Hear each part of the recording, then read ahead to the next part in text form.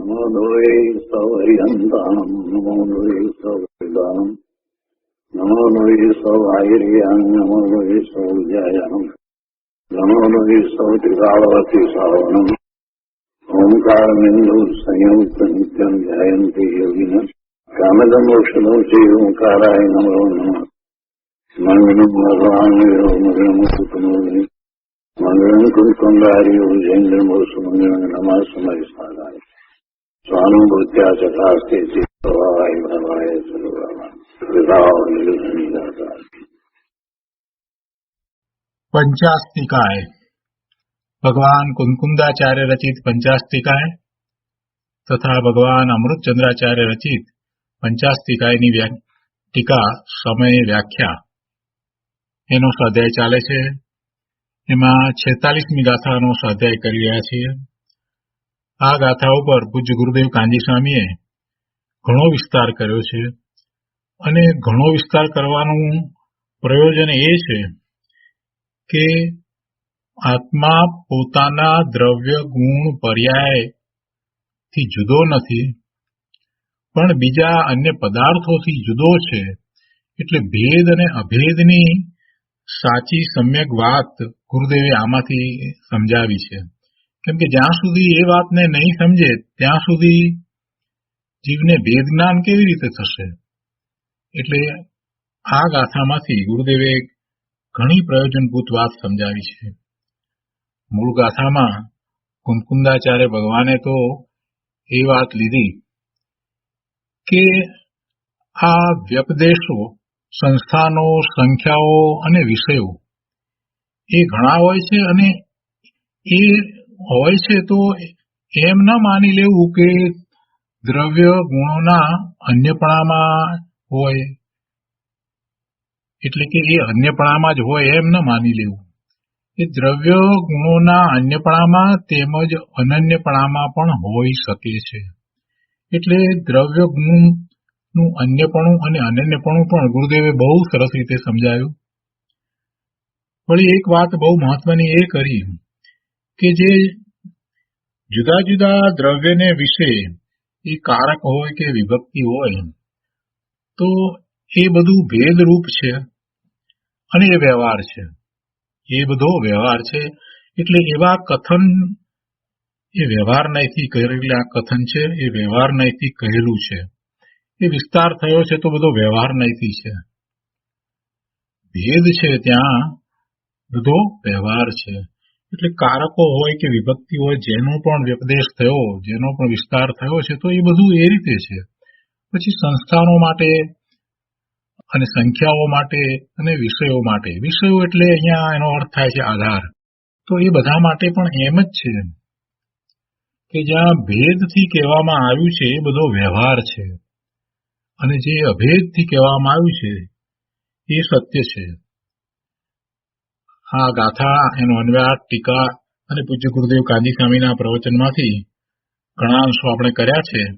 હવે શેષ અંશો આજે લઈએ છીએ. પ્રવચન પ્રસાદ ભાગ પહેલો, પાના નંબર 254. અહીંયા સંસ્થાનની વાત પૂરી થઈ અને સંખ્યાની વાત હવે ગુરુદેવ સમજાવે છે. તો અહીંયા ગુરુદેવે તો હિન્દી પુસ્તક રાખ્યું હતું એટલે એમાંથી વાત લીધી છે કે और जैसे किसी पुरुष की 10 गौएं है ऐसे कहना सो भेद संख्या है, तैसे ही एक वृक्ष की 10 शाखाएं एक द्रव्य के अनंत गुण यह अभेद संख्या जाननी. આ મૂળ વાતને આપણે ટીકામાંથી જરા લઈએ તો વધારે સ્પષ્ટ થશે. ટીકામાં અમૃતચંદ્રાચાર્ય ભગવાને આ વાતને જે કહી છે તે ગુજરાતીમાં આ પ્રમાણે છે કે એક દેવદત્તની 10 ગાયો એમ અન્યપણામાં સંખ્યા હોય છે, તેવી રીતે એક વૃક્ષની 10 શાખાઓ એક દ્રવ્યના અનંત ગુણો એમ અનન્યપણામાં પણ સંખ્યા હોય છે. સંખ્યા હોય એટલે હંમેશા અન્યપણું હોય, જુદાપણું જ હોય એમ ન માની લેવું. સંખ્યા હોય ત્યાં અનન્યપણું પણ હોય. જેમ કે એક વૃક્ષની 10 શાખાઓ, અને એ રીતે જીવ પર ઉતારીએ છીએ તો આ આત્માના અનંત ગુણો. દ્રવ્યનો વિચાર કરીએ તો બધા દ્રવ્યોના જે ગુણો છે, તો પૂતગળના ગુણોનો વિચાર કરીએ તો એ પણ અનંત છે, એટલે એક દ્રવ્યના અનંત ગુણો. તો એમ એ અનન્યપણામાં પણ સંખ્યા હોય છે. આનો વિસ્તાર કરતા ગુરુદેવ અહીંયા સમજાવે છે કે કોઈ પુરુષને 10 ગાય છે. દ્રષ્ટાંતમાં દેવદત્તનું ઉદાહરણ લીધું ને, એને 10 ગાય છે એમ કહ્યું ને. દેવદત્ત 1 છે અને એને ગાય 10 છે. તો આ 1 અને 10 એ સંખ્યા છે, અને એ સંખ્યા ત્યાં તો બે ભિન્ન દ્રવ્ય વચ્ચે જણાવવામાં આવી છે. એટલે કે છે ગુરુદેવ કે કોઈ પુરુષને 10 ગાય છે તો ત્યાં પુરુષ 1 અને ગાય 10 છે. બંને ભિન્ન ચીજ છે. પુરુષ અને ગાય બંને ભિન્ન ચીજ છે. છતાં નિમિત્તનો સંબંધ બતાવવા એક પુરુષની 10 ગાય એમ કહેવામાં આવે છે. સંબંધ પુરુષ અને ગાય વચ્ચેનો દર્શાવવો છે, અને ત્યાં એક પુરુષની 10 ગાય એમ દર્શાવવામાં આવ્યું છે. ગુરુદેવ કહે છે કે આ તો નિમિત્તનું કથન છે. ખરેખર તો પુરુષની ગાય હોઈ શકે નહીં. પુરુષ જુદો, ગાય જુદી, બંને ચીજ ભિન્ન છે. છતાં નિમિત્તનો સંબંધ બતાવવા એક પુરુષની 10 ગાય, દેવદત્તની 10 ગાય એમ કહેવામાં આવે છે. ખરેખર એની ગાય નથી. એ પુરુષ મરી જાય તો કઈ ગાય મરી જાય છે? એ પુરુષ મરી જાય છતાં ગાય તો રહે, અથવા તો ગાય મરી જાય તો કઈ પુરુષ મરી જતો નથી. એટલે પુરુષ તો રહે છે. તેવી રીતે આત્મા 1 અને 8 કર્મ, એટલે કે આત્માના 8 કર્મ. આત્મા 1 અને 8 કર્મ વાળો, આત્મા 1 અને ઔદારિક, કાર્મણ્ય, તેજસ એમ 3 શરીર વાળો, આત્મા 1 અને 10 પ્રાણ વાળો કે 5 ઇન્દ્રિયો વાળો કહેવો, તે બધું કહેવા માત્ર છે. કેમ કે ત્યાં દ્રવ્યો જુદા છે. આત્મા 1 અને એને 8 કર્મ વાળો કહીએ તો એ કર્મ તો જુદા છે, એ દ્રવ્ય જુદું, અને આ જીવ દ્રવ્ય એ જુદા. એ જ રીતે આત્મા 1 અને એને 3 શરીર, ઔદારિક શરીર, કાર્મણ્ય શરીર, તેજસ શરીર. તો આ જે શરીર છે એ તો પૂતગળ છે, અને આત્મા તો ચેતન છે. બંને દ્રવ્ય જુદા છે. એ જ રીતે આત્મા 1 અને 10 પ્રાણ વાળો, 10 પ્રાણ એટલે દ્રવ્ય પ્રાણ, 5 ઇન્દ્રિયો, મન, વાણી, કાયા, આયુષ અને શ્વાસોશ્વાસ, એવા 10 પ્રાણ. તો એ 10 પ્રાણ તો જળ છે, એ તો પૂતગળ છે, અને આત્મા તો ચેતન છે. એટલે બંને દ્રવ્ય જુદા છે. અથવા તો આત્માને 5 ઇન્દ્રિય વાળો કહેવો તો એ બધું કહેવા માત્ર છે. કેમ કે એમાં દ્રવ્ય જુદા છે, ભેદ છે. કર્મ, ઇન્દ્રિયો, પ્રાણ વગેરે જળ છે, અને તું ચૈતન્ય છો. આત્મા ચેતન છે. માટે જ્યારે આમ કહેવામાં આવ્યું હોય કે એક આત્માને 8 કર્મ વાળો કયો હોય, કે એને 3 શરીર વાળો કહેવામાં આવ્યો હોય, કે 10 પ્રાણ વાળો કહેવામાં આવ્યો હોય, તો ત્યાં સમજી લેવું કે એ બધું વ્યવહાર નહીંનું કથન છે. એ બધું વ્યવહાર નહીંનું કથન છે, અને એમ એનું જ્ઞાન કરવું જોઈએ કે એ આત્માથી જુદા છે, બે દ્રવ્ય જ જુદા છે. તું ચૈતન્ય છે, માટે વ્યવહારનું કથન સમજી એ બધા પદાર્થો તારાથી જુદા છે, એનાથી તું જુદો છે, એમ ભેદ જ્ઞાન કર. ગુરુદેવ કહે છે કે તેનાથી ભેદ જ્ઞાન કર.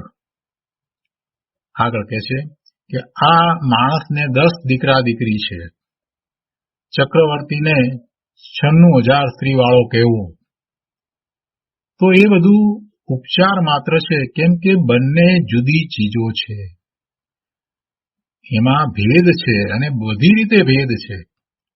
બધી રીતે ભેદ છે એટલે શું કે એને પ્રદેશનો પણ ભેદ છે, દ્રવ્ય જ જુદું છે, સંજ્ઞા જુદી છે, છતાંય એને એના વાળો કેવો, એટલે એ તો માત્ર ઉપચાર કથન છે. અને એવા ઉપચાર કથન વ્યવહાર નયના કથન છે, એને વ્યવહાર નયના કથન જ સમજવા.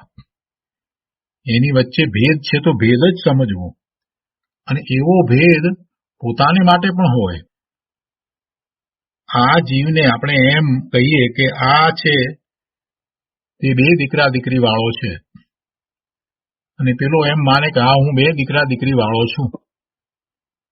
એમ જ જીવન આખું પૂરું કરે કે મારે 2 દીકરા અને 2 દીકરીઓ. જ્યારથી 2 દીકરા 2 દીકરી છે ત્યારથી એમ જ કહેતો આવ્યો, અને મરતા સુધી 2 દીકરા 2 દીકરીઓ વાળો જ થઈને જીવ્યો. એને ક્યારેય પોતાના સંતાનોથી પોતે જુદો છે એવી કલ્પના પણ કરી નહીં, એવો વિકલ્પ એને આવ્યો નહીં. કરે આ બધા મારાથી જુદા છે, આ એક કુટુંબમાં સાથે ભેગા થયા છીએ, એ તો સંયોગ છે, એ તો સંયોગ છે, કોઈ કોઈનું નથી. બધા ભગવાન આત્મા છે, બધા ભગવાન આત્મા છે, બધા સિદ્ધ સમાન છે, બધા પોતપોતાની સંસાર પર્યાયમાં છે.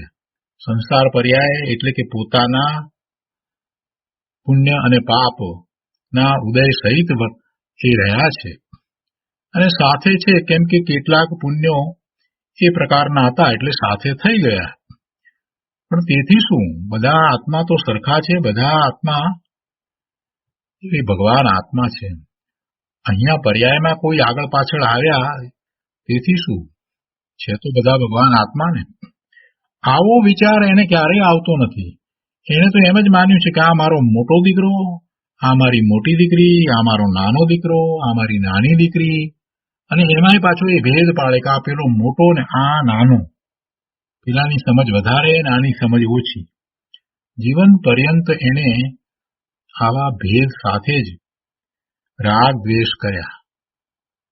કેમ કે ભેદ પાડ્યા છે ને, ભેદ પાડે છે એટલે પછી શુભાશુભ ભાવ ને રાગ દ્વેષ થવા એ તો સહજ છે. અભેદ ચીજની અંદર એને રાગ દ્વેષ ન થાય. પોતાનું ત્રિકાળી સ્વરૂપ છે, જે અનંત ગુણનો આધાર છે, અનંત ગુણનો સમૂહ છે, જે અભેદ છે, અખંડ છે, એક ચીજ છે, તો એનું લક્ષ્ય કરતા એને રાગ દ્વેષ ન થાય. પણ અહીંયા જ્યાં જ્યાં ભેદ કરીને એ એવી માન્યતામાં રહ્યો છે ત્યાં એને સ્વાભાવિક છે કે એને કોઈક પ્રકારે ઈષ્ટ અનિષ્ટ બુદ્ધિ, રાગ દ્વેષ, મમત્વ, એકત્વ આ બધું થયા વિના રહેશે જ નહીં, એ થશે જ. એટલે ગુરુદેવ કહે છે કે ભાઈ તું જે ભેદથી કહેવામાં આવ્યું છે એ બધું ઉપચારથી કહેવામાં આવ્યું છે, એ વ્યવહાર નયના કથન છે, એને તું તારાથી જુદા જાણ, એને તું તારાથી જુદા જાણ, એમ તું ભેદ જ્ઞાન કર. અહીંયા આગળ કહે છે, હવે અભેદની વાત કહે છે કે એક વૃક્ષની 10 શાખા કેવી તે અભેદનું કથન છે. વૃક્ષ એક અને શાખા 10 એવો ભેદ પડવા છતાં વૃક્ષ અને શાખા જુદી નથી. વૃક્ષથી શાખા જુદી નથી, ભિન્ન નથી. શાખા છે તે વૃક્ષની જ શાખા છે. વૃક્ષ છે એ શાખા રૂપે છે, એટલે વૃક્ષ અને શાખા કાંઈ જુદા નથી, એના પ્રદેશ પણ એક છે. એટલે એક વૃક્ષની 10 શાખા એવો ભેદ દેખાય તે છતાં પણ એ શાખાઓ વૃક્ષથી જુદી નથી. આ અભેદનું કથન છે. એક જ ક્ષેત્રે છે તેમ આત્મા અનંત ગુણવાળો છે, એવી જ રીતે આત્મા અનંત ગુણવાળો છે, તો તેમાં આત્મા એક અને ગુણો અનંત એમ ભેદ લાગે છે. પણ એવા ભેદ પડવા છતાં એ ભેદ પેલા માણસ અને ગાય જેવો ભેદ નથી. માણસ અને ગાયના ભેદમાં તો 2 દ્રવ્ય જ જુદા હતા. જ્યારે અહીંયા આત્મા અને ગુણ એમાં જે ભેદ છે તો સંજ્ઞા ભેદ છે, લક્ષણ ભેદ છે, પણ પ્રદેશ ભેદ નથી, પ્રદેશ ભેદ નથી, કાળ ભેદ પણ નથી, એના ભાવનો ભેદ પણ નથી. એટલે એવો ભેદ નથી. જે માણસ અને ગાય વચ્ચે ભેદ છે એવો ભેદ એમાં નથી. આત્મા અને ગુણો, એક આત્મા અને એના અનંત ગુણ એમ ભેદ પડવા છતાં એ ભેદ માણસ અને ગાય વચ્ચે જેવો ભેદ છે એવો ભેદ નથી. આત્મા અને ગુણોમાં વસ્તુ ભેદે ભેદ નથી. વસ્તુ ભેદે ભેદ નથી. વસ્તુ તરીકે અભેદ છે. આત્માને અનંત કર્મવાળો કયો તો ત્યાં તો બંને વસ્તુ જુદી છે. કેમ કે કર્મ જુદું અને આત્મા જુદો. જડ કર્મ અને અહીંયા આત્મા ચેતન, એટલે ત્યાં બે વસ્તુ જુદી છે. પણ આત્માને અનંત ગુણવાળો કયો તો તેમાં વસ્તુ ભેદ નથી. આત્માને કર્મવાળો કેવો અને ગુણવાળો કેવો એમાં બહુ મોટો ફેર છે. આત્માને કર્મવાળો કયો, અનાદિથી એ કર્મ સહિત છે, કર્મવાળો જ રહ્યો છે. અનંત કર્મો ના એને બંધ પડ્યા અને પાછા એ બધાની નેજરા થઈને પાછા બંધ પડ્યા એમ અનંતકાળથી ચાલ્યું આવ્યું છે. કેટલી પ્રકૃતિઓ બંધાઈ, કુલ પ્રકાર તો પ્રકૃતિઓના 148, પણ એ કેટલીય વાર બંધાઈ. એકની એક પ્રકૃતિ એનો બંધ પડ્યો અને એ પ્રકૃતિનો જે બંધ હતો એ બંધ પછી સ્થિતિ પૂરી થતા એની નિર્જરા થઈ, પણ એ પહેલા તો એને નવો બંધ કરી લીધો, એટલે એ તો બંધ સહિત જ રહ્યો. તો એમ આત્માને અનંત કર્મવાળો કોઈ અપેક્ષાએ કહીએ તો ત્યાં એ કર્મ અને આત્મા બંને વસ્તુ તો જુદી છે.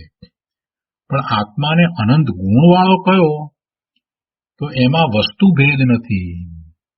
અનંત ગુણ પર્યાય સાથે આત્મા એકાકાર છે.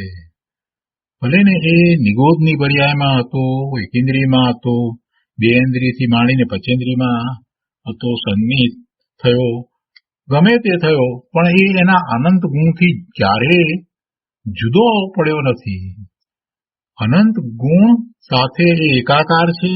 એટલું જ નહીં, પણ એની અનંત પર્યાય સાથે પણ એને એકાકાર પણ હતું. ભલે એ પર્યાયો વિલીન થતી ગઈ, અનંત પર્યાયો થઈ અને વર્તમાનની એક પર્યાય અને હજી ભવિષ્યકાળની બીજી અનંત પર્યાય, પણ એ બધી પર્યાય સાથે એને એકાકારપણું છે. એટલે કે એના પ્રદેશો, આત્માના જે પ્રદેશો છે તે જ એની પર્યાયના પ્રદેશો છે, એ જ એના ગુણોના પ્રદેશ છે. તો આવું અભેદપણું છે. આગળ સમજાવે છે અહીંયા 255 પાના ઉપર ગુરુદેવ કહે છે કે તું જીવાસ્તિકાય છો, તું જીવાસ્તિકાય છો. આ શરીરની કાયા તારી કાયા નથી. કાય છો પણ એ તારી કાયા તો અસંખ્ય પ્રદેશી તારું સ્વરૂપ છે, એ તારું ક્ષેત્ર છે, એ તારી કાયા છે.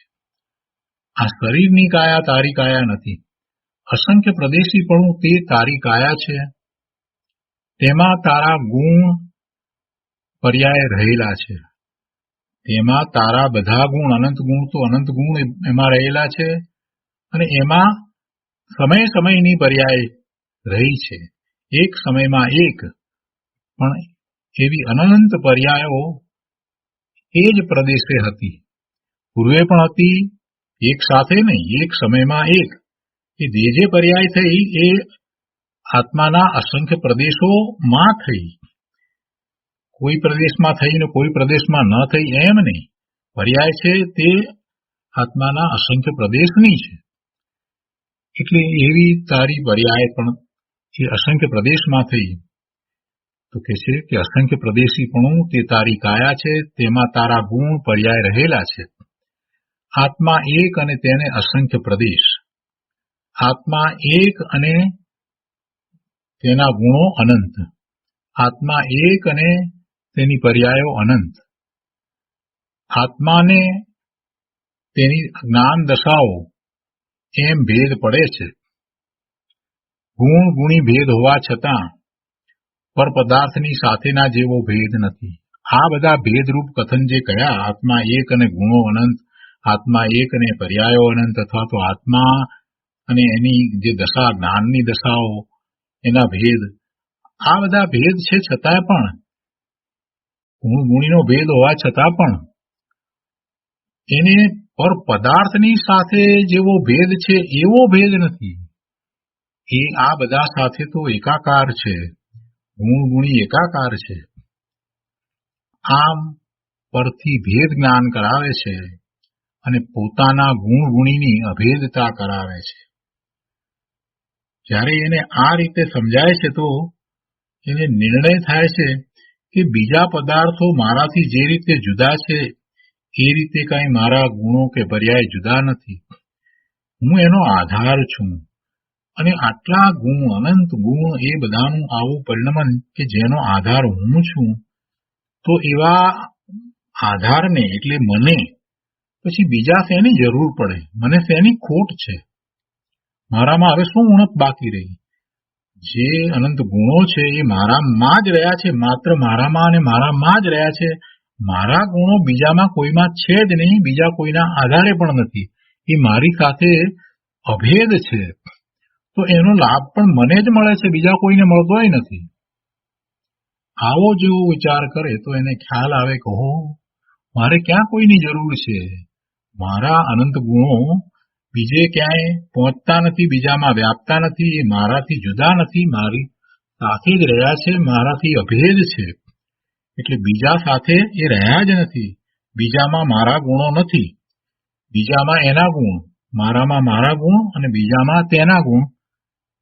તો આવું ગુણી અને ગુણનું અભેદપણું સમજતા એને મોટી શાંતિ થઈ જાય કે અરે બધું મને પ્રાપ્ત જ છે, મને મારામાંથી બધું પ્રાપ્ત જ છે, મારે ક્યાંય બહાર શોધવા જવાની જરૂર પણ નથી.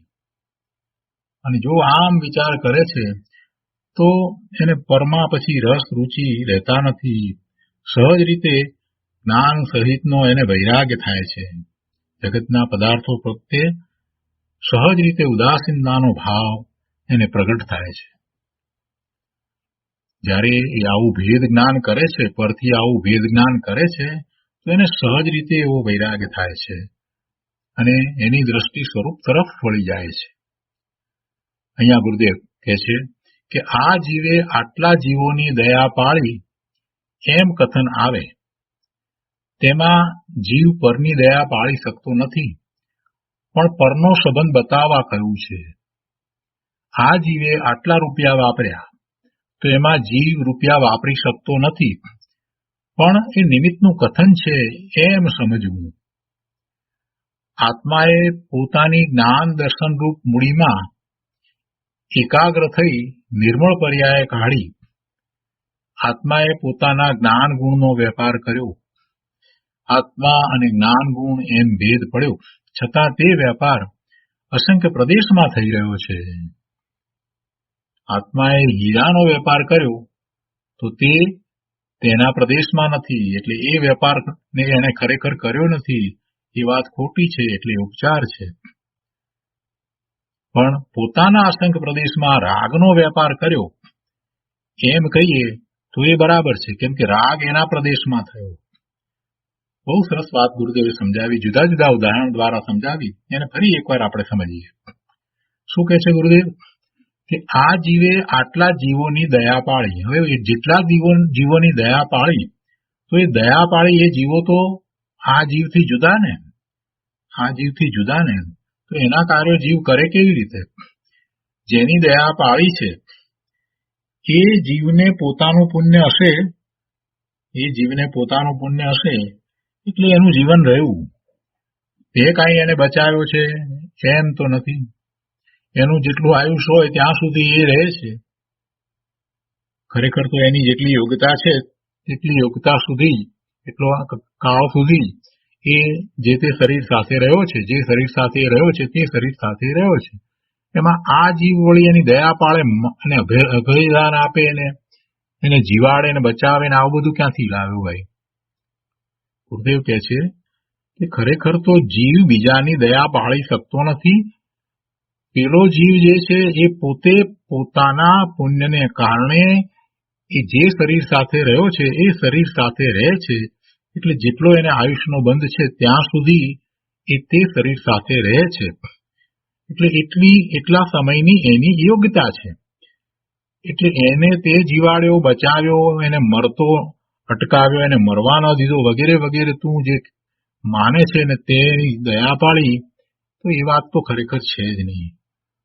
કોઈ કોઈની દયા પાળી શકતો નથી, માત્ર એવો ભાવ કરે છે, અને એ ભાવ શુભ ભાવ છે.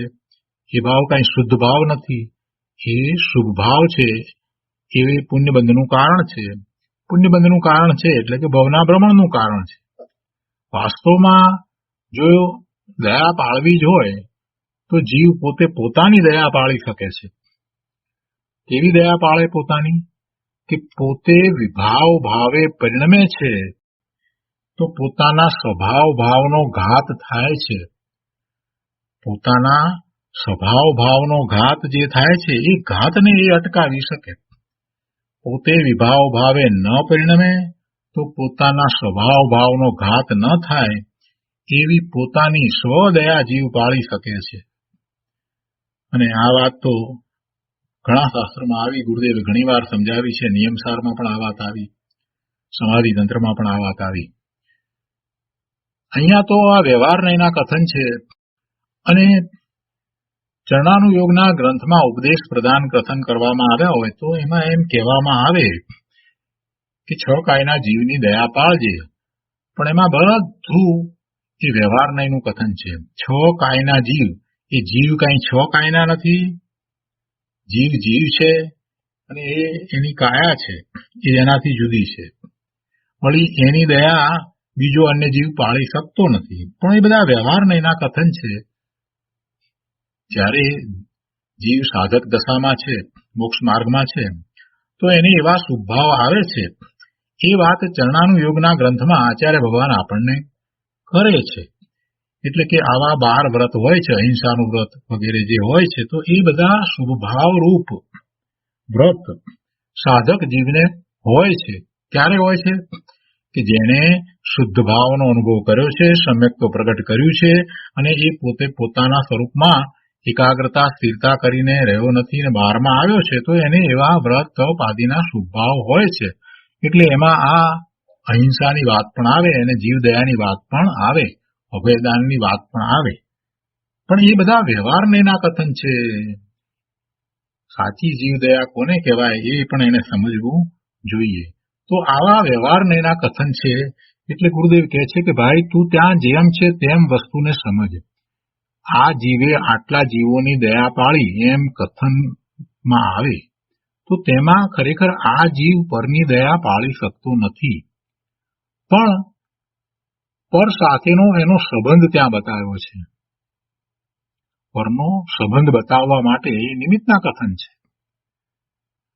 વળી આ જીવે આટલા રૂપિયા વાપર્યા તો એમાં રૂપિયા તો જળ પદાર્થ છે, અને આ જીવ ચેતન એ રૂપિયાને સ્પર્શી પણ શકતો નથી, તો પછી વાપરે તો ક્યાંથી? આ જીવે આટલા રૂપિયા વાપર્યા તો વાપરે કેવી રીતે? એને તો એ અડતોય નથી. એ માત્ર ભાવ કરે છે, અને એ વિભાવ ભાવ છે, પાપનો ભાવ છે. પૈસા કમાવા અને પૈસા વાપરવા એમાં મોટે ભાગે પાપ જ છે. ભાગ્યે જ ક્યાંક કોઈક જગ્યાએ પુણ્ય હોય, વાપરવામાં એવો શુભભાવ સાથે રહ્યો હોય તો પુણ્ય હોય. બાકી મોટે ભાગે તો એ પોતે પોતાના ખાવા પીવા અને જીવન નિર્વાહ માટે જે કંઈ ખર્ચ કરવાનો જે ભાવ કરે છે એ બધો પાપનો તો ભાવ છે. ગુરુદેવ કહે છે કે આ જીવે આટલા રૂપિયા વાપર્યા તો એમાં જીવ રૂપિયા વાપરી શકતો નથી, પણ એ નિમિત્તનું કથન છે એમ સમજવું. એ માત્ર એવા ભાવ કરે છે, અને એ ભાવ કરે છે એ માટે ગુરુદેવે વાત કરી દીધી કે એ ભાવ કરે, એ રાગ ભાવ હોય કે દ્વેષ ભાવ હોય, તો એ ભાવ એ જીવની પર્યાયમાં થયો અને એ ભાવ રૂપે જીવ થયો, તો એ જીવના અસંખ્ય પ્રદેશમાં થયો. શું એ ભાવ? રૂપિયા વાપરવાનો જે ભાવ છે એ જીવના પ્રદેશમાં થયો, જીવના અસંખ્ય પ્રદેશમાં થયો, પણ જીવ રૂપિયાને તો સ્પર્શ્યો નથી. એટલે એ નિમિત્તનું કથન છે એમ સમજવું. એનાથી હવે જુદી વાત લીધી છે આગળ એમાં કહે છે કે આત્માએ પોતાની જ્ઞાન દર્શન રૂપ મૂડીમાં એકાગ્ર થઈ નિર્મળ પર્યાય કાઢી. પેલી રૂપિયાની મૂડી હતી ને એની સામે આ મૂડી લીધી. આત્માની મૂડી શું છે? આત્માના જ્ઞાન દર્શન એના અનંત ગુણ. તો કે છે કે આત્માએ પોતાની જ્ઞાન દર્શન રૂપ મૂડીમાં એકાગ્ર થઈ નિર્મળ પર્યાય કાઢી. તો અહીંયા ભેદ નથી, અહીંયા અભેદ છે. આત્મા સાથે આ નિર્મળ પર્યાય થઈ તે અભેદ છે, ગુણ પણ અભેદ છે. વળી પેલા રૂપિયા વાપરીને જો એ વેપાર ધંધા કરતો હોત તો એમાં તો બે દ્રવ્ય જુદા, એમાં તો ભેદ પડતો હતો. તો અહીંયા કહે છે ગુરુદેવ કે આત્માએ પોતાના જ્ઞાન ગુણનો વેપાર કર્યો. પોતાના જ્ઞાન ગુણનો વેપાર કર્યો તો એ તો આત્માથી અભેદ વેપાર થયો. આત્મા અને જ્ઞાન ગુણ એમ ભેદ પડ્યો, છતાંય તે વેપાર આત્માના અસંખ્ય પ્રદેશમાં થઈ રહ્યો છે. એટલે એવું અભેદપણું છે. ભેદ તો સંજ્ઞાએ ભેદ કહેવાય, લક્ષણે ભેદ કહેવાય, પણ એ વેપાર ક્યાં થઈ રહ્યો છે? વેપાર તો આત્માના અસંખ્ય પ્રદેશમાં થઈ રહ્યો છે. એટલે એ ખરેખર તો અભેદ છે. પણ એને બદલે જો એમ કહેવામાં આવે કે કોઈ જીવે હીરાનો વેપાર કર્યો તો હીરા જુદા અને આત્મા જુદો. હીરાનો વેપાર કરે એ આત્માનું સામર્થ્ય નથી. આત્મા હીરાનો વેપાર કરી શકે નહીં, કેમ કે આત્મા ચેતન અને હીરા જળ. એટલે જળના કાર્યો ચેતન એવો ભગવાન આત્મા કરી શકે નહીં. એટલે એ વાત તો ખોટી છે. પણ પોતાના અસંખ્ય પ્રદેશમાં હીરાનો વેપાર કર્યો એવો જે રાગ, તો એ રાગનો વેપાર એને કર્યો. રાગનો વેપાર કર્યો એમ કહી શકાય. પોતાના અસંખ્ય પ્રદેશમાં કોઈ પણ રાગ, હીરાને પ્રાપ્ત કરવાનો કે હીરાને વેચવાનો કે હીરામાંથી દાગીના બનાવવાનો, ગમે તે જે એને રાગ કર્યો છે, તો એ રાગનો વેપાર એ એના અસંખ્ય પ્રદેશમાં કરી શકે. પણ એક હીરાને એ વેચી શકે, લઈ શકે, પ્રાપ્ત કરી શકે, આપી શકે એવું કાંઈ કરી શકતો નથી, કેમ કે એ દ્રવ્ય જ જુદું છે. આગળ કહે છે, સાકરમાં ધોળાશ, ગળપણ એવા ગુણોનો ભેદ પડે છે, પણ તે જુદા પડતા નથી, કેમ કે એ દ્રવ્ય એક જ છે, એના પ્રદેશો એક જ છે. તેવી રીતે આત્મામાં પણ જ્ઞાન દર્શન આદિ ગુણો જુદા પડતા નથી. કોઈ કહે કે આત્માને 8 કર્મ ને તેની 148 પ્રકૃતિ વળગેલ છે ને, તો એ આત્માના પ્રદેશોને આવરી લે છે અથવા તો એને ઢાંકી દે છે, આમ કહેવાય છે ને? ગુરુદેવ કહે છે કે ના, એકેય કર્મ વળગ્યું નથી. એકેય કર્મ આત્માને તો વળગ્યું જ નથી. આત્માને 8 કર્મો ની 148 પ્રકૃતિ વળગેલ છે એમ જે કહેવામાં આવ્યું એ તો વ્યવહારનું કથન છે. ખરેખર વાસ્તવમાં તો એકેય કર્મ આત્માને વળગ્યું નથી. કર્મ જુદા અને આત્મા જુદો છે. આત્માને તો અનંતા ગુણો વળગ્યા છે. એ વળગીને જ રહ્યા છે, એટલે કે એ આત્મામાં જ રહ્યા છે. આત્મા એના ગુણોના સમુદાય રૂપ દ્રવ્ય છે, તે સાચી વાત છે. પણ આ કર્મ આત્માને વળગ્યા છે એમ નથી. એ એની સમીપમાં છે. આત્માની સમીપમાં જેમ બીજા બધા પદાર્થો છે એવી જ રીતે કર્મ સમીપમાં છે. આ નો કર્મ શરીર એ એની સમીપમાં છે, નજીકમાં છે, પણ છતાંય આત્માથી તો ભિન્ન છે, જુદું જ છે. અને જો એ ભિન્ન જુદું ન હોત તો પછી સિદ્ધ ભગવાનને પણ શરીર હોત, પણ એમ તો બનતું નથી. વળી જો એ શરીરની અપેક્ષા જ કાયમ રહેતી હોત તો કોઈ જીવ સુખી થઈ શકે જ નહીં. એટલે આ શરીર જે નો કર્મ, એવી જ રીતે બીજા કર્મો એ પણ આત્માથી જુદા છે, ભિન્ન છે. 148 પ્રકૃતિઓ કહી, એમાંની કોઈ પ્રકૃતિ આત્માને વળગેલી નથી. આત્મા એનાથી ત્રિકાળ જુદો છે. અને એ કર્મની પ્રકૃતિઓ ઉદયમાં આવે છે તો એ વખતે પણ આત્મા પોતે એની સાથે ન જોડાવા માટે સક્ષમ છે. ગમે તે કર્મના ઉદય આવ્યા હોય પણ આત્માએ એ ઉદય સાથે ન જોડાવવું હોય તો ન જોડાય, અને એ કર્મ તો પછી ખરી જવાનું જ છે. એ કર્મ તો ખરી જવાનું જ છે. એટલે ગુરુદેવ કહે છે કે કર્મ જુદા અને આત્મા જુદો છે. આત્માને તો અનંત ગુણો વળગ્યા છે, અને સાચી વાત તો એ છે કે એ ગુણો સહિત છે. આત્માને તેના જ્ઞાન દર્શન આદિ અનંત ગુણો અને તેની અનંત પર્યાયો એમ સંખ્યાભેદ છે, પણ વસ્તુભેદ નથી. આમ પરથી જુદાપણું અને ગુણથી અભેદપણું કરાવે છે. આવા જ્ઞાન વિના રાગ મંદ કરે તો પુણ્ય થાય. જ્ઞાન ન હોય અને રાગ મંદ કરે તો પુણ્ય થાય, પણ ધર્મ થાય નહીં. એને જ્ઞાન તો યથાર્થ કરવું જ પડે. ગુણીના અભેદપણાનું જ્ઞાન કરવું પડે, અને એમાં જે સંજ્ઞા વગેરે અપેક્ષાએ જુદાપણું છે એને પણ સમજવું પડે, અને બીજા પર પદાર્થોથી પોતે જુદો છે એ બે વચ્ચે, બીજા પદાર્થ વચ્ચે અને પોતાની વચ્ચે જે ભેદ છે એ બધું બરાબર જો એ સમજે નહીં અને માત્ર શુભભાવમાં રહ્યો હોય તો રાગ મંદ કરવાને કારણે એને પુણ્યનો બંધ પડે, પણ ધર્મ થાય નહીં. શરીર કર્મ વગેરેથી ભેદ જ્ઞાન કરી ગુણો અને પર્યાય સાથે સંખ્યાભેદ હોવા છતાં તું તેની સાથે અભેદ એકાકાર છો એમ જ્ઞાન કરવું તે ધર્મ છે. તો આ સંખ્યાની વાત કરી. હવે વિષયની વાત કરે છે. વિષયનો અર્થ અહીંયા થાય છે આધાર. ત્યાં હિન્દીમાં કહ્યું છે તે આપણે પહેલા લઈએ કે और जैसे गोकुल में गाय है ऐसा कहना यह भेद विशेष है, तैसे ही वृक्ष में शाखा द्रव्य में गुण यह अभेद विषय है. પંચાસ ટીકાની અંદર આ વાત આ રીતે લીધી છે કે જેવી રીતે વાડામાં ગાયો એમ અન્યપણામાં વિષય એટલે આધાર હોય છે, તેવી રીતે વૃક્ષમાં શાખાઓ દ્રવ્યમાં ગુણો એમ અનન્યપણામાં પણ વિષય હોય છે. માટે એમ સમજવું કે વ્યપદેશ વગેરે દ્રવ્ય ગુણોમાં વસ્તુપણે ભેદ સિદ્ધ કરતા નથી. આ છેલ્લી વાત લીધી છે, તો આપણે એને સમજીએ છીએ. ગુરુદેવ એ વાતને સમજાવે છે અહીંયા, આધારની વાતને. આધાર કહો કે વિષય કહો.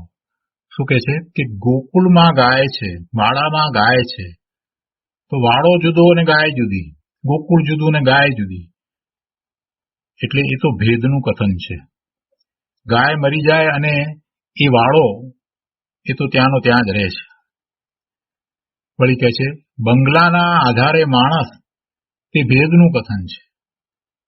આ બંગલો મગનભાઈનો, તો મગનભાઈ મરી જાય તો બંગલો તો ત્યાંનો ત્યાં જ રહે, અથવા તો કોઈ કારણસર ધરતીકંપ આવે ને બંગલો ધ્વંસ થઈ જાય, તૂટી પડે અને મગનભાઈ રહ્યા હોય, એટલે એ ભેદનું કથન છે. બંગલો નાશ પામે અને માણસ જીવતો રહે, અથવા તો માણસનું મૃત્યુ થાય, અવસાન થાય અને બંગલો રહે, એટલે એ બંને વચ્ચે તો તદ્દન ભેદ છે. વળી આત્માના આધારે શરીર અને શરીરના આધારે ધર્મ, આત્માના આધારે શરીર અને શરીરના આધારે ધર્મ, ગુરુના આધારે ધર્મ, તે બધા કથનો નિમિત્તના છે. કેમ કે એમાં તો બંને ચીજ જુદી છે. એ બીજી ચીજ આત્માથી જુદી પર પદાર્થ છે. આત્માના આધારે શરીર કે શરીરના આધારે આત્મા એમ હોતું નથી. વળી શરીરના આધારે ધર્મ એમ પણ હોય નહીં. કેમ કે ધર્મ તો શરીરમાં નથી થતો, આત્માને વિશે ધર્મ થાય છે. ધર્મ અંતરંગ ચીજ છે, એટલે શરીરના આધારે હોતો નથી. વળી ગુરુના આધારે ધર્મ એમ પણ હોય નહીં. ગુરુ અને આ જીવ એ તો જુદા છે, એટલે એ બધા કથનો નિમિત્તના કથનો છે. એમાં આત્માથી એ બધા પર છે, પર પદાર્થો છે, એટલે એમાં એકબીજાનો આધાર નથી. એમાં કોઈ કોઈને આધાર નથી. કર્મના આધારે વિકાર, એમ કહીએ કર્મના આધારે વિકાર, તો એ પણ નિમિત્તનું કથન છે. કેમ કે કર્મનો ઉદય આવે અને એ બધું કર્મનું કર્મમાં રહ્યું, અને વિકાર થાય એ જીવની પર્યાયમાં થાય, એટલે એ પણ નિમિત્તનું કથન છે. વિકાર જુદી ચીજ અને કર્મ જુદી ચીજ છે. એમાં એકબીજાને આધાર નથી. અહીંયા આધારની વાત ચાલે છે, વિષય એટલે આધાર. સંખ્યાની વાત પૂરી થઈ, અહીંયા આધારની વાત ચાલે છે. કોઈ કોઈનો આધાર છે જ નહીં. દરેક દ્રવ્ય સ્વતંત્ર છે. દરેક દ્રવ્ય સ્વતંત્ર છે. એટલે એક દ્રવ્ય બીજા દ્રવ્યના આધારે છે જ નહીં. અહીંયા તો એ વાત ગુરુદેવે આપણને આમાંથી સમજાવી દીધી. વૃક્ષના આધારે શાખા કેવી, તે અભેદ કથન છે. વૃક્ષ છે અને શાખા એ એની જ શાખા છે, એટલે વૃક્ષના આધારે શાખા કેવી તે અભેદ કથન છે. એમાં બે દ્રવ્ય જુદા નથી. વૃક્ષ અને શાખા નામ જુદા પડ્યા છતાં વસ્તુ એક છે. તેમ આત્માના આધારે અનંત ગુણો રહેલા છે. આત્માના આધારે ધર્મ, તેમાં આત્મા અને ગુણો, આત્મા અને ધર્મ એવા ભેદ પડે છે, પણ વસ્તુમાં ભેદ નથી. વસ્તુમાં ભેદ નથી. આત્માના આધારે વિકાર, તો તે બરાબર છે. કેમ કે એ વિકાર જે છે એ આત્માના પ્રદેશોમાં થાય છે, એટલે જીવ છે તો એને એ વિકાર થયો છે ને. અજીવને ક્યાં વિકાર થાય છે? જે વિકારી પરિણામ થયા, શુભાશુભ ભાવ થયો, તો એ આત્માના આધારે થયો છે. એ એના સ્વાભાવિક પરિણામ નથી, એ વિભાવિક પરિણામ છે. તે સમયની એવી યોગ્યતા છે એટલે એવા પરિણામ થયા છે, પણ એ વિકાર થયો છે જીવની પર્યાયમાં. અને એ વિકાર કોઈ કર્મને કારણે થયો નથી કે કોઈ પરદ્રવ્યને કારણે થયો નથી.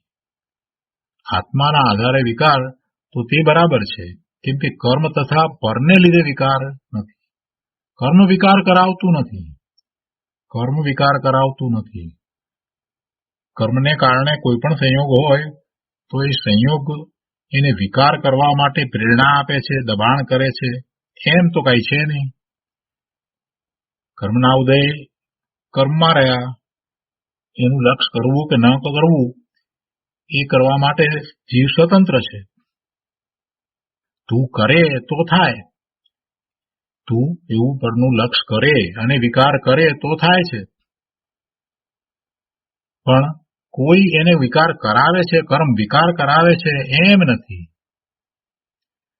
ગુરુદેવ કહે છે કે કર્મ તથા પરને લીધે વિકાર નથી, પણ તું કર તો થાય છે, એમ અહીં જીવાસ્તિકાયનું સ્વરૂપ બતાવવું છે.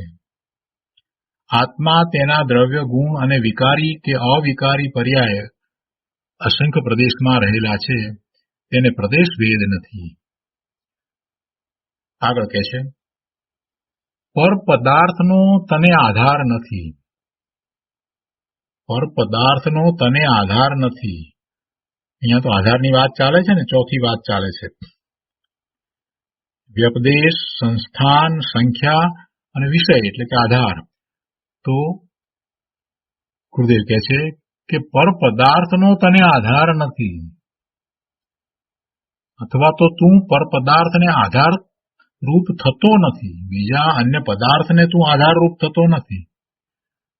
તારા આધારે બીજા કોઈ પદાર્થ નથી કે તું બીજા કોઈ પદાર્થના આધારે નથી. તારા ગુણ છે એ તારા આધારે છે, અને એ વાતને તું નક્કી કર. ગુણો છે, તારા ગુણો છે, એને તું આધાર છો. એમ ગુણ ગુણીની એકતા કર તો ધર્મ થાય તેમ છે. આત્માના યથાર્થ જ્ઞાન વિના ત્યાગી થઈ 5 મહાવ્રત પાળ્યા, એટલે કે દીક્ષા લીધી અને 5 મહાવ્રત પાળ્યા. શુક્લ લેશાના પરિણામ કર્યા. શુક્લ ધ્યાન નહીં, શુક્લ લેશાની વાત છે.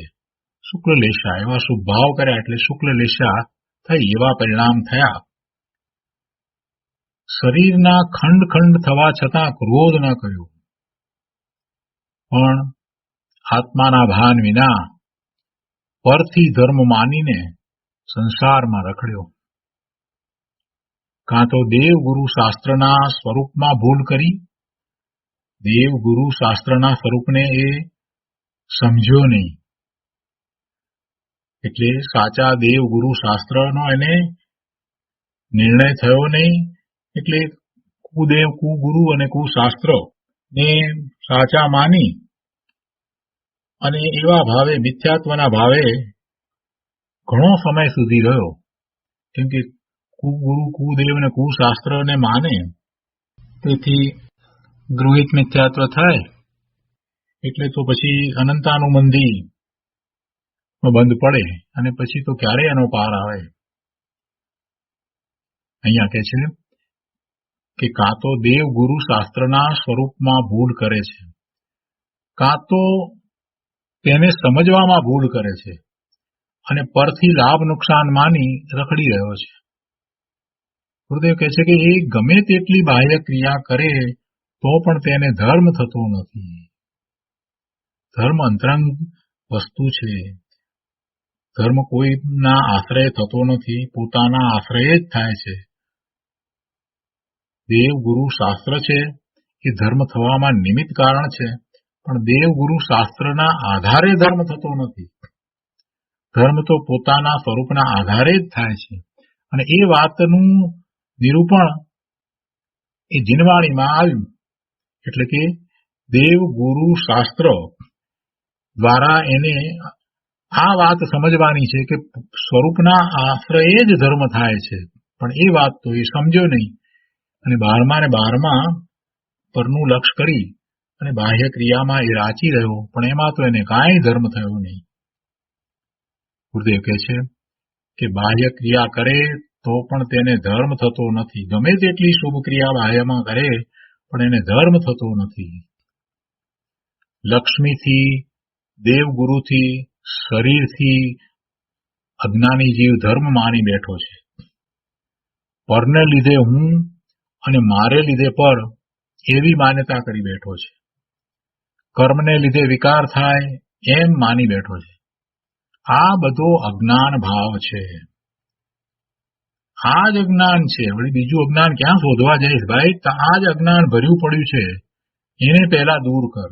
આ જ અજ્ઞાન ભાવ છે. કર્મને આધારે વિકાર નથી, તારી ભૂલને આધારે વિકાર છે, એમ યથાર્થ જ્ઞાન કરવું જોઈએ. અને એવું યથાર્થ જ્ઞાન નહીં કરે ત્યાં સુધી એની ભૂલ સુધરશે પણ નહીં. આગળ કહે છે કે વળી કોઈ કહે કે રોટલા વિના ચાલે પણ ઓટલા વિના ચાલે. ઘણા લોકો આ વાત કરે છે ને કે ભાઈ રોટલા વિના ચાલે પણ ઓટલા વિના ચાલે, એટલે પોતાને આધાર તો જોઈએ ને, કંઈક રહેવાનું સ્થાન, આશ્રય તો જોઈએ ને. આશ્રય વિના થોડું ચાલે. આત્માને આશ્રય, આત્માને કોનો આશ્રય હોય? શરીરનો આશ્રય હોય? બીજા પરનો આશ્રય હોય? કોનો આશ્રય હોય? કોઈનો આશ્રય ન હોય. પોતે પરિપૂર્ણ છે અને વળી બીજાના આશ્રયની જરૂર શું? પોતે ચૈતન્ય મહાપ્રભુ છે, એવા ચૈતન્ય મહાપ્રભુને વળી બીજાનો આશ્રય હોતો હશે? એ કઈ પામર નથી. એ પામર ક્યારેય હતો નહીં અને ક્યારે હોય નહીં. અહીંયા કહે છે કે વળી કોઈ કહે છે કે રોટલા વિના ચાલે પણ ઓટલા વિના ચાલે. ગુરુદેવ કહે છે કે ભાઈ તારો ઓટલો તારામાં છે, તારો આશ્રય તારામાં છે, તારો આશ્રય તારાથી જુદો બહારમાં ક્યાંય નથી.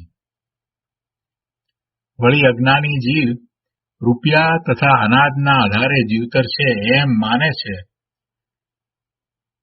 પરના આધારે પોતાનું જીવતર છે એમ માને છે, પણ એ તો બધી ભ્રાંતિ છે. વળી શરીર તથા પ્રાણને આધારે ધર્મ નથી. શરીર એ જળ છે અને પેલા જળ પ્રાણ, 10 જળ પ્રાણ, એના આધારે ધર્મ થતો નથી. કેવળ જ્ઞાન મહાવિદેહને આધારે નથી.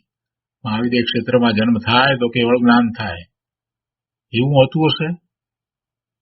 કેવળ જ્ઞાન મહાવિદ્ય ક્ષેત્રના આધારે છે એમ હોય નહીં પ્રભુ. કેવળ જ્ઞાન તો આત્માના આધારે છે. કેવળ જ્ઞાન તો એનો સ્વભાવ છે. સર્વજ્ઞતા તો એની અંદરમાં પડી છે. કેવળ જ્ઞાન મહાવિદ્યને આધારે નથી, પણ આત્માને આધારે છે. જો અહીંયા આધારની વાત લીધી છે ને ગુરુદેવ કેટલા બધા ઉદાહરણ દ્વારા આધારની વાત સમજાવી રહ્યા છે. આધાર એનાથી જુદો ન હોય આ વાત સમજાવવી છે. એનો આધાર એની પાસે જ છે, એનાથી એ જુદો નથી. એનું જીવત્વ એ એના પોતાના આધારે છે. એનામાં રહેલી જીવત્વ શક્તિ છે, જે અનંત શક્તિને ધારી રાખનારી જીવત્વ શક્તિ છે, એ એનો આધાર છે. એને ક્યાં પરનો આધાર શોધવા જવાની જરૂર છે? પરનો આધાર છે નહીં ને પરનો આધાર હોઈ શકે નહીં. આત્મા શુદ્ધ ચિદાનંદ મૂર્તિ છે. તેમાં શ્રદ્ધા, જ્ઞાન અને લીનતા કરે તો કેવળ જ્ઞાન થાય છે. એટલે કેવળ જ્ઞાન તો આત્માના આધારે થાય છે, કોઈ ક્ષેત્રને આધારે કેવળ જ્ઞાન થાય છે એમ નથી. અહીંયા કહ્યું ને કે કેવળ જ્ઞાન મહાવિદ્યને આધારે નથી, પણ આત્માના આધારે છે. કેમ કે આત્માનો એ સ્વભાવ છે, સર્વજ્ઞ સ્વભાવ છે. એટલે આત્મા શુદ્ધ ચિદાનંદ મૂર્તિ છે, પોતાનું એવું જ્ઞાન સ્વરૂપ છે, સર્વજ્ઞ સ્વભાવ છે,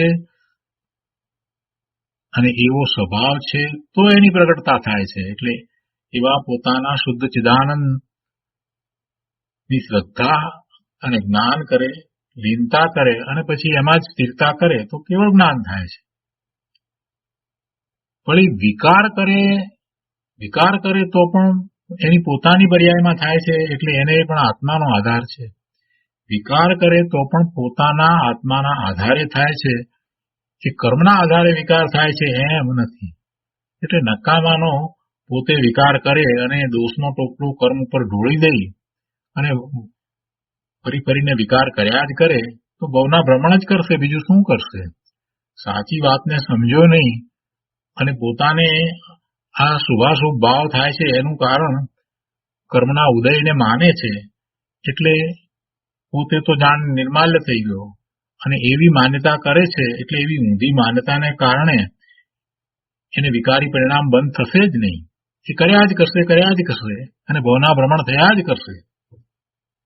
એટલે ગુરુદેવ સમજાવે છે કે ભાઈ એ વિકાર થાય છે તો તારી પર્યાયમાં થાય છે અને એનો આધાર આત્મા છે. એટલે કે તું વિકાર કરે છે એ દોષ તારો છે. વિકાર કરે તો પણ પોતાના આત્માને આધારે થાય છે, કઈ કર્મના આધારે થતું નથી. ગુરુદેવ કહે છે કે અહીં અસ્તિકાય સિદ્ધ કરવી છે, જીવાસ્તિકાય આવું છે. વિકાર કરે તો પણ પોતાના કારણે અને ધર્મ કરે તો પણ પોતાના કારણે એમ માનવું જોઈએ. પરને લીધે વિકાર થતો નથી કે પરને લીધે ધર્મ પણ થતો નથી. પરને લીધે વિકાર કે પરને લીધે ધર્મ માનવો તે મિથ્યા ભાવ છે. પોતાથી થાય છે એમ માને તો પરથી છૂટો પડે અને વિકાર થાય છે તે મારી નબળાઈથી મારી પર્યાયમાં એક સમય પૂરતો થાય છે અને હું ત્રિકાળી છું, હું તો ત્રણેય કાળે રહેવા વાળો છું અને આ જે થયું વિકાર એ તો પર્યાયમાં થયું, એ એક સમય પૂરતું છે. હું તો અંશી છું, અંશ અને અંશી જુદા. અંશને અંશી જુદા છે. અંશને અંશ જેટલો જાણે અને અંશીને અંશી જેટલો જાણે, બંનેને સરખા ન જાણે. આ અંશ છે, પર્યાય છે તે અંશ છે અને એક સમયની પર્યાય જેટલો હું નથી. હું તો એવી અનંતી પર્યાયો નો આધાર થઉં છું. એક પછી એક ક્રમમાં પર્યાયો થયા જ કરે છે, એનો આધાર હું છું. ગુરુદેવ કહે છે કે અંશને અંશ જેટલો જાણે અને અંશીને અંશી જેટલો જાણે અને સ્વભાવ તરફ ઢળે તો પ્રમાણ જ્ઞાન થાય છે. તો એ દિવસનું પ્રવચન પૂરું થયું. એ પછીથી 20 સંવત 2478 ફાગણ વદ બીજ ગુરુવારના દિવસનું પ્રવચન છે. એમાં ગુરુદેવ કહે છે કે જીવ અસ્તિકાય છે અને પરથી ભિન્ન છે. આ પુરુષની આ ગાય છે એ સર્વથા ભેદ છે અને પૃથક વ્યવહારનું કથન છે. આ પુરુષની આ ગાય છે તો એમાં તો સર્વથા ભેદ છે અને પૃથક વ્યવહારનું કથન છે, ભિન્ન વ્યવહારનું કથન છે. આત્માના જ્ઞાન ગુણ અને પર્યાય એમાં કથન સંખ્યા લક્ષણ ભેદે ભેદ પડે છે, પણ પ્રદેશ ભેદ નથી. પ્રદેશ ભેદ નથી. એ કોઈ રીતે એ આત્માથી અભેદ છે. જ્ઞાન સમય એ પ્રમાણે જાણે છે અને શબ્દ સમય તેમ કહે છે. ઘણી બધી વાત ગુરુદેવે એક સાથે લીધી કે આવું જ્ઞાન સમય જાણે છે અને શબ્દ સમય એમ કહે છે. કહેનારો તો શબ્દ સમય છે ને. આ પંચાસ્તિકાય છે તે શું છે? શબ્દ સમય છે. એ શબ્દ સમય કોઈની અસર નીચે આવ્યા વગર, કોઈના પ્રભાવ નીચે આવ્યા વિના આ શબ્દ સમય રાગ દ્વેષ વિના જેમ છે તેમ નિરૂપણ કરે છે. અને એ જે જેમ છે તેમ નિરૂપણ કરે છે એવું જ જ્ઞાનમાં જણાય છે. એટલે કે જ્ઞાન સમય એ પ્રમાણે જાણે છે અને શબ્દ સમય તેમ કહે છે, તો જ એને શબ્દ સમય કહેવાય અને તો જ પેલાને જ્ઞાન સમય કહેવાય. વિપરીતતા હોય તો એને શબ્દ સમય ના કહેવાય કે જ્ઞાન સમય પણ ન કહેવાય. તો અહીંયા શું બતાવ્યું કે આત્માના જ્ઞાન ગુણ અને પર્યાય એમાં કથન સંખ્યા લક્ષણે ભેદ પડે છે, પણ પ્રદેશ ભેદ નથી. એટલે જ્ઞાન સમય એ પ્રમાણે જાણે છે અને શબ્દ સમય તેમ કહે છે. આ એક વાત. અને પેલી પૃથક વ્યવહારની વાત પણ સાથે કરી. હવે બીજી વાત આગળ કરે છે. અહીંયા કહે છે કે ગાયનો આકાર જુદો અને માણસનો આકાર જુદો, છતાં મોટા માણસની મોટી ગાય કેવી તે વ્યવહાર કથન છે. આ સંસ્થાનની વાતમાં આવ્યું. આત્માના જ્ઞાન ગુણનો આકાર આત્મા જેવડો, આત્માનો આકાર આત્માની પર્યાય જેવડો, વિકારનો આકાર આત્મા જેવડો, તે એકત્વ વ્યવહાર છે. તેમાં પ્રદેશ ભેદ નથી. આ વાત આપણે કરી. એમાં પ્રદેશ ભેદ નથી. આત્માનો આકાર આત્માની પર્યાય જેવડો, એટલે આત્માની પર્યાય એ આત્માના અસંખ્યાત પ્રદેશ જેવડી, વિકાર પણ એવડો. તો આ બધું સંસ્થાનની વાત કરી. એ પ્રમાણે સંસ્થાન હોય છે. તો એમાં પ્રદેશ ભેદ નથી. વિકારનો આકાર કેવડો? એ કઈ શરીર જેવડો છે? ના, શરીર જેવડો વિકારનો આકાર નથી. વિકાર ક્યાં થાય છે? જીવની પર્યાયમાં થાય છે, આત્માની પર્યાયમાં. એટલે આત્મા જેવડો, એટલે આત્માના અસંખ્ય પ્રદેશ જેવડો છે. પોતાના આત્માના અસંખ્ય પ્રદેશ જેવડો છે. શું? વિકારનો આકાર. એમ ભેદ જ્ઞાન કરાવવા માટે કથન કરવામાં આવે છે. જીવનું સંસ્થાન શરીરથી જુદું છે એમ ભેદ જ્ઞાન કરાવે છે. જીવનું સંસ્થાન શરીરથી જુદું છે એમ ભેદ જ્ઞાન કરાવે છે. ગુણ પર્યાયનો આકાર દ્રવ્ય જેવડો છે. દ્રવ્ય ગુણ પર્યાય એમ ત્રણમાં નામ ભેદ પડે છે, પણ પ્રદેશ ભેદ નથી. વળી પર્યાય વિકારી અથવા અવિકારી એક સમયની છે અને એ દ્રવ્ય ગુણ ત્રિકાળ છે એમ કાળ ભેદ છે, પણ પ્રદેશ ભેદ નથી. તેથી આને સંસ્થાન અભેદ વ્યપદેશ કહેવામાં આવે છે.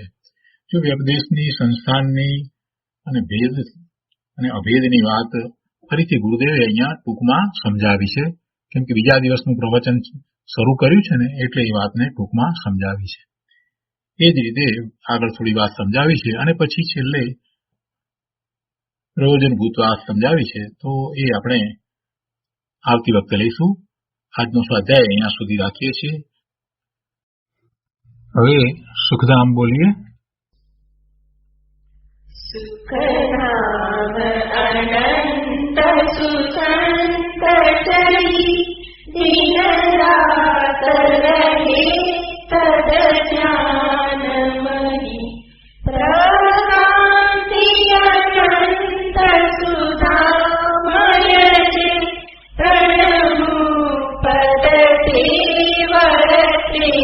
जयते प्रणमु पदते वरते जयते